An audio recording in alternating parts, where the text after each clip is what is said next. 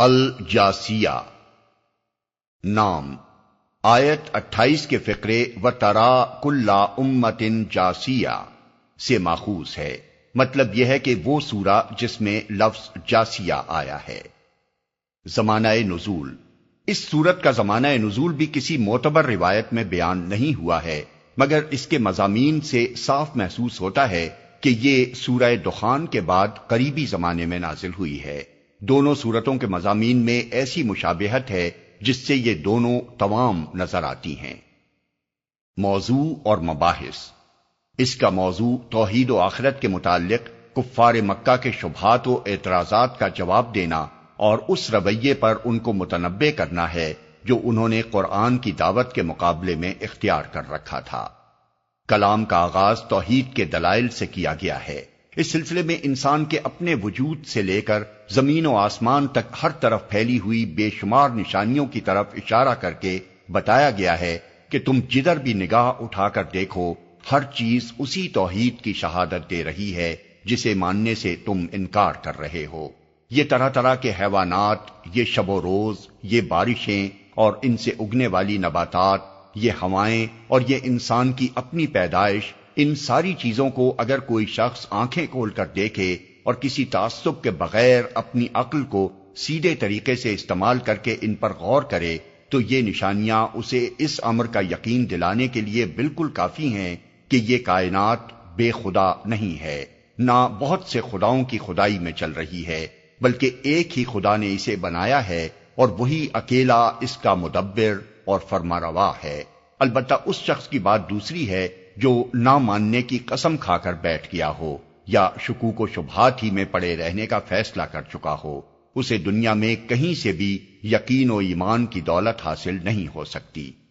آگے چل کر دوسرے رکوع کی ابتدا میں پھر فرمایا گیا ہے کہ انسان اس دنیا میں جتنی چیزوں سے کام لے رہا ہے اور جو بے حد و حساب اشیاء اور قوتیں اس کائنات میں اس کے مفاد کی خدمت کر رہی ہیں، وہ آپ کہیں سے نہیں آ گئی ہیں، نہ دیویوں اور دیوتاؤں نے انہیں فراہم کیا ہے، بلکہ وہ ایک ہی خدا ہے جس نے یہ سب کچھ اپنے پاس سے اس کو بخشا اور اس کے لیے مسخر کر دیا ہے۔ کوئی شخص صحیح غور و فکر سے کام لے تو اس کی اپنی عقل ہی پکار اٹھے گی کہ وہی خدا انسان کا محسن ہے اور اسی کا یہ حق ہے کہ انسان اس کا شکر گزار ہو۔ اس کے بعد کفار مکہ کو اس ہٹ دھرمی، استکبار، استہزاء اور اصرار علی الکفر پر سخت ملامت کی گئی ہے جس سے وہ قرآن کی دعوت کا مقابلہ کر رہے تھے، اور انہیں خبردار کیا گیا ہے کہ یہ قرآن وہی نعمت لے کر آیا ہے جو پہلے بنی اسرائیل کو دی گئی تھی، جس کی بدولت وہ تمام اقوام عالم پر فضیلت کے مستحق ہوئے تھے۔ انہوں نے جب اس نعمت کی ناقدری کی اور دین میں اختلاف کر کے اسے کھو دیا تو اب یہ دولت تمہارے ہاں بھیجی گئی ہے۔ یہ ایک ایسا ہدایت نامہ ہے جو دین کی صاف شاہراہ انسان کو دکھاتا ہے۔ جو لوگ اپنی جہالت و حماقت سے اس کو رد کر دیں گے وہ اپنی ہی تباہی کا سامان کریں گے، اور خدا کی تائید و رحمت کے مستحق صرف وہی لوگ ہوں گے جو اس کی پیروی قبول کر کے تقوی کی روش پر قائم ہو جائیں۔ اسی سلسلے میں رسول اللہ صلی اللہ علیہ وسلم کے متابعین کو ہدایت کی گئی ہے کہ یہ خدا سے بے خوف لوگ تمہارے ساتھ جو بےہودگیاں کر رہے ہیں ان پر درگزر اور تحمل سے کام لو۔ تم صبر کرو گے تو خدا خود ان سے نمٹے گا اور تمہیں اس صبر کا اجر عطا فرمائے گا۔ پھر عقیدہ آخرت کے متعلق کفار کے جاہلانہ خیالات پر کلام کیا گیا ہے۔ وہ کہتے تھے کہ زندگی بس اسی دنیا کی زندگی ہے، اس کے بعد کوئی دوسری زندگی نہیں ہے۔ ہم گردش ایام سے بس اسی طرح مرتے ہیں جس طرح ایک گھڑی چلتے چلتے رک جائے۔ موت کے بعد کوئی روح باقی نہیں رہتی جسے قبض کیا جاتا ہو اور پھر کسی وقت دوبارہ لا کر انسانی جسم میں پھونک دیا جائے۔ اس چیز کا اگر تمہیں دعویٰ ہے تو ہمارے مرے ہوئے آباء و اجداد کو زندہ کر کے دکھاؤ۔ اس کے جواب میں اللہ تعالیٰ نے پے در پے چند دلائل ارشاد فرمائے ہیں۔ ایک یہ کہ تم یہ بات کسی علم کی بنا پر نہیں کہہ رہے ہو بلکہ محض گمان کی بنیاد پر اتنا بڑا حکم لگا بیٹھے ہو۔ کیا فی الواقع تمہیں یہ علم ہے کہ مرنے کے بعد کوئی دوسری زندگی نہیں ہے اور روحیں قبض نہیں کی جاتی بلکہ فنا ہو جاتی ہیں؟ دوسرے یہ کہ تمہارے اس دعوے کی بنیاد زیادہ سے زیادہ بس یہ ہے کہ تم نے کسی مرنے والے کو اٹھ کر دنیا میں آتے نہیں دیکھا ہے؟ کیا یہ بات اتنا بڑا دعویٰ کر دینے کے لیے کافی ہے کہ مرنے والے پھر کبھی نہیں اٹھیں گے؟ کیا تمہارے تجربے اور مشاہدے میں کسی چیز کا نہ آنا یہ معنی رکھتا ہے کہ تمہیں اس چیز کے نہ ہونے کا علم حاصل ہے؟ تیسرے یہ کہ یہ بات سراسر عقل اور انصاف کے خلاف ہے کہ نیک اور بد، فرما بردار اور نافرمان، ظالم اور مظلوم، آخر کار سب یکساں کر دیے جائیں، کسی بھلائی کا کوئی اچھا نتیجہ اور کسی برائی کا کوئی برا نتیجہ نہ نکلے، نہ کسی مظلوم کی داد رسی ہو اور نہ کوئی ظالم اپنے کیے کی سزا پائے، بلکہ سب ایک ہی انجام سے دوچار ہوں۔ خدا کی اس کائنات کے متعلق جس نے یہ تصور قائم کیا ہے، اس نے بڑا ہی غلط تصور قائم کیا ہے۔ اس تصور کو ظالم اور بدکار لوگ تو اس لیے اختیار کرتے ہیں کہ وہ اپنے افعال کا برا نتیجہ نہیں دیکھنا چاہتے، لیکن خدا کی یہ خدائی اندھیر نگری نہیں ہے، بلکہ یہ ایک برحق نظام ہے جس میں نیک و بد کو بالآخر یکساں کر دینے کا ظلم ہرگز نہیں ہو سکتا۔ چوتھے یہ کہ یہ انکار آخرت کا عقیدہ اخلاق کے لیے سخت تباہ کن ہے۔ اس کو اختیار وہی لوگ کرتے ہیں جو اپنے نفس کے بندے بنے ہوئے ہیں، اور اس لیے کرتے ہیں کہ انہیں بندگی نفس کی کھلی چھوٹ مل جائے۔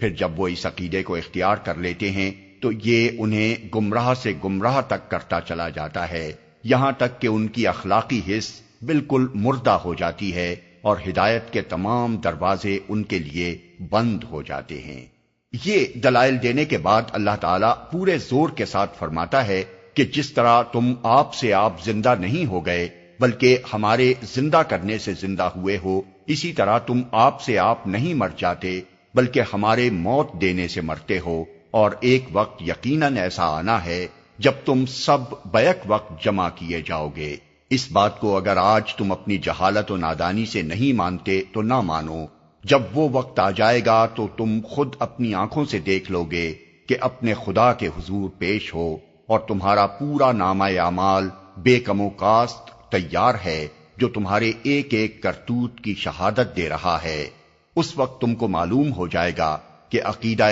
آخرت کا یہ انکار اور اس کا یہ مذاق جو تم اڑا رہے ہو تمہیں کس قدر مہنگا پڑا ہے۔ بسم اللہ الرحمن الرحیم۔ شروع اللہ کے نام سے جو رحمان و رحیم ہے۔ ہا میم۔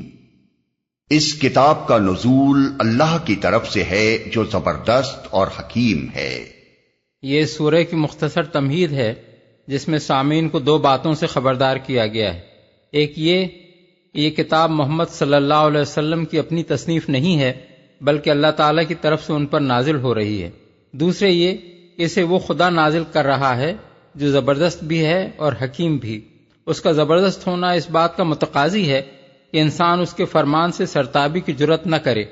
کیونکہ نافرمانی کر کے وہ اس کی سزا سے کسی طرح بچ نہیں سکتا، اور اس کا حکیم ہونا اس کا متقاضی ہے کہ انسان پورے اطمینان کے ساتھ برضا و رغبت اس کی ہدایات اور اس کے احکام کی پیروی کرے، کیونکہ اس کی کسی تعلیم کے غلط یا نامناسب یا نقصان دہ ہونے کا کوئی امکان نہیں۔ حقیقت یہ ہے کہ آسمانوں اور زمین میں بے شمار نشانیاں ہیں ایمان لانے والوں کے لیے۔ تمہید کے بعد اصل تقریر کا آغاز اس طرح کرنے سے صاف محسوس ہوتا ہے کہ پس منظر میں اہل مکہ کی وہ اعتراضات ہیں جو وہ نبی صلی اللہ علیہ وسلم کی پیش کردہ تعلیم پر کر رہے تھے۔ وہ کہتے تھے کہ آخر محض ایک شخص کے کہنے سے ہم اتنی بڑی بات کیسے مان لیں کہ جن بزرگ ہستیوں کے آستانوں سے آج تک ہماری عقیدتیں وابستہ رہی ہیں وہ سب ہیچ ہیں اور خدائی بس ایک خدا کی ہے۔ اس پر فرمایا جا رہا ہے کہ جس حقیقت کو ماننے کی دعوت تمہیں دی جا رہی ہے اس کی سچائی کے نشانات سے تو سارا عالم بھرا پڑا ہے۔ آنکھیں کھول کر دیکھو، تمہارے اندر اور تمہارے باہر ہر طرف نشانیاں ہی نشانیاں پھیلی ہوئی ہیں جو شہادت دے رہی ہیں کہ یہ ساری کائنات ایک خدا اور ایک ہی خدا کی تخلیق ہے، اور وہی اکیلا اس کا مالک، حاکم اور مدبر ہے۔ یہ کہنے کی ضرورت نہ تھی کہ آسمان و زمین میں نشانیاں کس چیز کی ہیں، اس لیے کہ سارا جھگڑا ہی اس وقت اس بات پر چل رہا تھا کہ مشرکین اللہ تعالیٰ کے ساتھ دوسرے خداؤں اور معبودوں کو بھی ماننے پر اصرار کر رہے تھے، اور قرآن کی دعوت یہ تھی کہ ایک خدا کے سوا نہ کوئی خدا ہے نہ معبود، لہذا بے کہے یہ بات آپ موقع و محل سے ظاہر ہو رہی تھی کہ نشانیوں سے مراد توحید کی صداقت اور شرک کے بطلان کی نشانیاں ہیں۔ پھر یہ جو فرمایا کہ یہ نشانیاں ایمان لانے والوں کے لیے ہیں، اس کا مطلب یہ ہے کہ اگرچہ بجائے خود تو یہ نشانیاں سارے ہی انسانوں کے لیے ہیں، لیکن انہیں دیکھ کر صحیح نتیجے پر وہی لوگ پہنچ سکتے ہیں جو ایمان لانے کے لیے تیار ہوں۔ غفلت میں پڑے ہوئے لوگ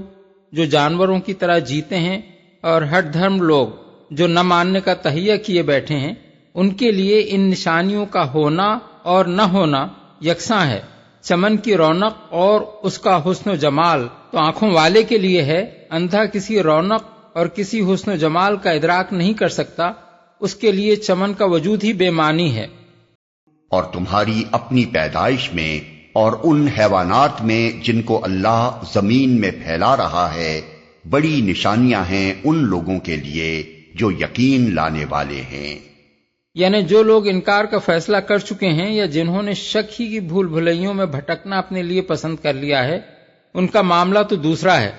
مگر جن لوگوں کے دل کے دروازے یقین کے لیے بند نہیں ہوئے ہیں، وہ جب اپنی پیدائش پر اور اپنے وجود کی ساخت پر اور زمین میں پھیلے ہوئے انواع و اقسام کے حیوانات پر غور کی نگاہ ڈالیں گے تو انہیں بے شمار علامات ایسی نظر آئیں گی جنہیں دیکھ کر یہ شبہ کرنے کی ادنا سی گنجائش بھی نہ رہے گی کہ شاید یہ سب کچھ کسی خدا کے بغیر بن گیا ہو، یا شاید اس کے بنانے میں ایک سے زیادہ خداؤں کا دخل ہو۔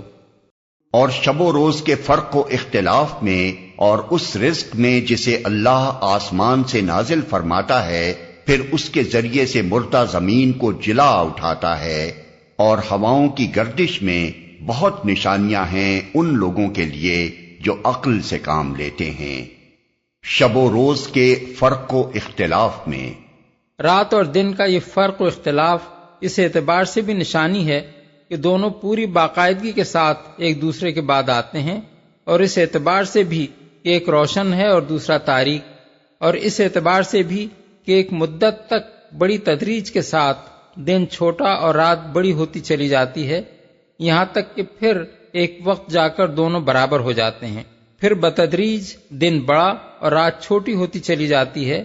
پھر ایک وقت جا کر دونوں برابر ہو جاتے ہیں۔ یہ مختلف قسم کے فرق و اختلاف جو رات اور دن میں پائے جاتے ہیں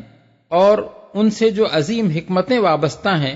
وہ اس بات کی صریح علامت ہیں کہ سورج اور زمین اور موجودات زمین کا خالق ایک ہی ہے، اور ان دونوں کروں کو ایک ہی زبردست اقتدار نے قابو میں کر رکھا ہے، اور وہ کوئی اندھا بہرا بے حکمت اقتدار نہیں ہے، بلکہ ایسا حکیمانہ اقتدار ہے جس نے یہ اٹل حساب قائم کر کے اپنی زمین کو زندگی کی ان بے شمار انواع کے لیے موزوں جگہ بنا دیا ہے جو نباتات، حیوانات اور انسان کی شکل میں اس نے یہاں پیدا کی ہیں۔ اس رزق میں رزق سے مراد یہاں بارش ہے، جیسا کہ بات کے فقرے سے صاف معلوم ہو جاتا ہے۔ ہواؤں کی گردش میں ہواؤں کی گردش سے مراد مختلف اوقات میں زمین کے مختلف حصوں پر اور مختلف بلندیوں پر مختلف ہوائیں چلنا ہے، جن سے موسموں کی تبدیلیاں واقع ہوتی ہیں۔ دیکھنے کی چیز صرف اتنی ہی نہیں ہے کہ زمین کے اوپر ایک وسیع کرہ ہوائی پایا جاتا ہے جس کے اندر وہ تمام عناصر موجود ہیں جو زندہ مخلوقات کو سانس لینے کے لیے درکار ہیں، اور ہوا کے اسی لحاف نے زمین کی آبادی کو بہت سی آفات سماوی سے بچا رکھا ہے۔ اس کے ساتھ دیکھنے کی چیز یہ بھی ہے کہ یہ ہوا محض بالائی فضا میں بھر کر نہیں رہ گئی ہے، بلکہ وقتاً فوقتاً مختلف طریقوں سے چلتی رہتی ہے۔ کبھی ٹھنڈی ہوا چلتی ہے اور کبھی گرم، کبھی بند ہو جاتی ہے اور کبھی چلنے لگتی ہے، کبھی ہلکی چلتی ہے تو کبھی تیز، اور کبھی آندھی اور طوفان کی شکل اختیار کر لیتی ہے۔ کبھی خشک ہوا چلتی ہے اور کبھی مرطوب،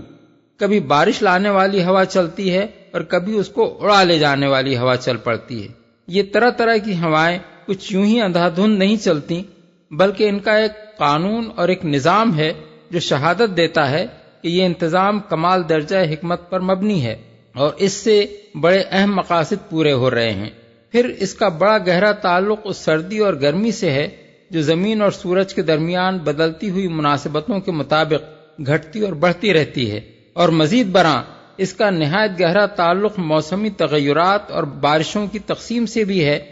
یہ ساری چیزیں پکار کر کہہ رہی ہیں کہ کسی اندھی فطرت نے اتفاقاً یہ انتظامات نہیں کر دیے ہیں۔ نہ سورج اور زمین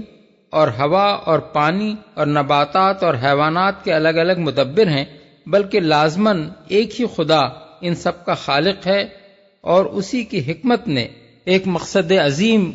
کے لیے یہ انتظام قائم کیا ہے، اور اسی کی قدرت سے یہ پوری باقاعدگی کے ساتھ ایک مقرر قانون پر چل رہا ہے۔